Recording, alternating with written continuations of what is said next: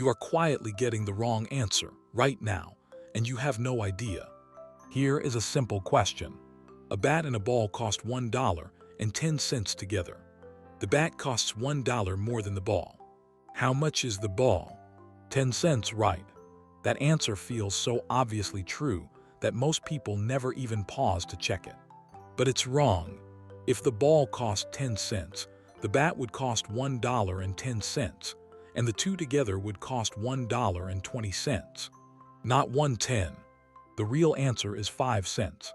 This exact question has been given to thousands of college students. Most of them got it wrong. Not because they were bad at math, because they never bothered to check. Their brain handed them an answer that sounded right, and they just accepted it and moved on. If you got it wrong too, you are not alone, and you are not slow. You just met one of the strangest and most useful things we know about how the brain works. And once you understand it, you will start noticing it everywhere. In how you shop, how you learn, how you argue with people, even in the ads you scroll past without thinking. Picture two characters living inside your head. The first one is fast. It reacts before you even notice it reacting. It reads a sign before you decide to read it. It fills in gaps automatically. Look at handwriting where a letter is smudged or oddly shaped, and this fast part of your brain just quietly guesses the right word without asking you first. It runs on pattern and memory. It has seen so much of life already that it can jump straight to an answer without stopping to think it through. The second character is slow. It is the voice in your head, the one that feels like you. It can follow instructions step by step. If someone asks you to work out 13 times 17 in your head, this is the part that has to grind through it. It's careful. It can catch mistakes, but it is also lazy, and it tires out fast. It can only hold about 4 or 5 new things in mind at once. That's it. That's the whole limit. Psychologists gave these two systems plain names, System 1 and System 2. But it helps to think of them as two characters sharing one brain. The fast one and the slow one. The fast one runs on everything you've already learned and stored away over your life. The slow one only works with whatever is in front of it right now, in a very small, very cramped mental workspace. So back to the bat and the ball. The fast character sees the numbers $1.10, $1 more, and instantly spits out 10 cents. It feels right. It sounds right. And the slow, careful character, the one that's supposed to check the work, is lazy. So it just nods along and accepts the answer without actually doing the math. That's the whole mistake, happening in less than a second without you ever noticing it happen. Here's where it gets interesting. Researchers wanted to know if they could force people to slow down and actually think. So they took that same test, with the same bat and ball question, and printed it 2 different ways. One version was printed clearly, nice clean font, easy to read. In that version, most people, around 85%, got at least one question wrong. Then they printed the exact same test in a font that was hard to read, blurry, low contrast, annoying to look at. And in that version, the error rate dropped all the way down to 35%. Read that again. Making the test harder to read made people get more answers right. Why would that happen? Because when something is easy and smooth, your fast brain handles it alone and just guesses. But when something is confusing or awkward, the fast brain can't just glide through it. It has to hand the job over to the slow, careful part.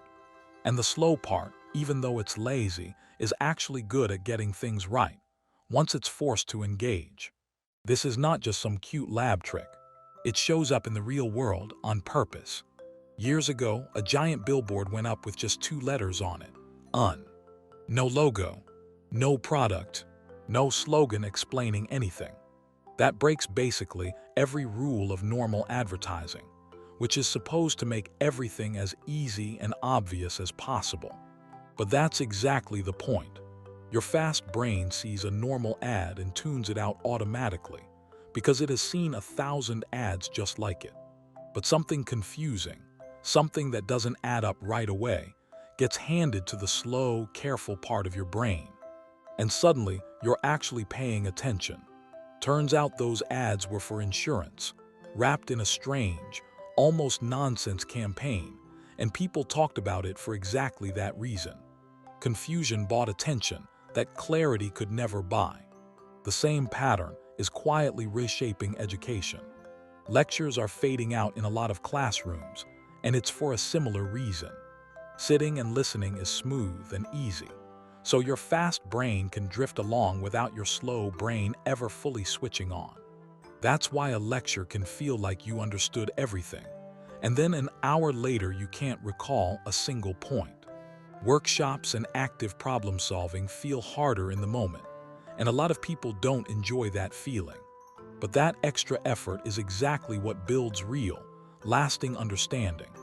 Easy to sit through does not mean easy to remember.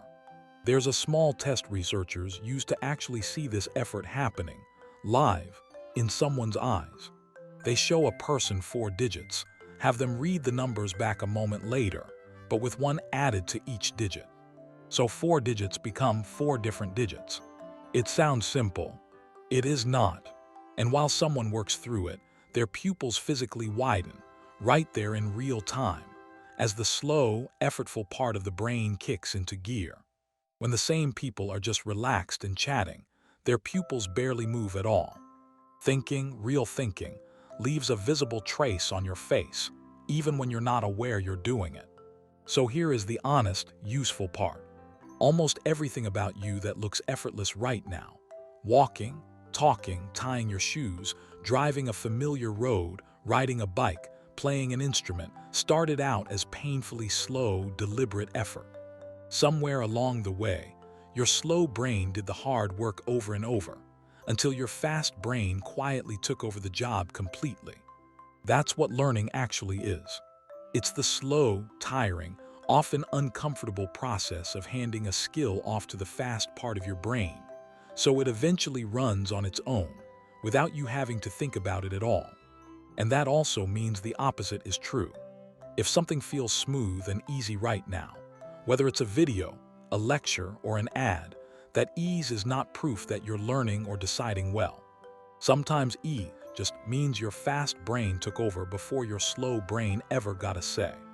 So next time something feels obvious right away, especially something with numbers or money or a decision that matters, it might be worth the extra 5 seconds to actually check it. Your fast brain is brilliant, but it is also the part of you most likely to fool you, simply because it feels so sure of itself.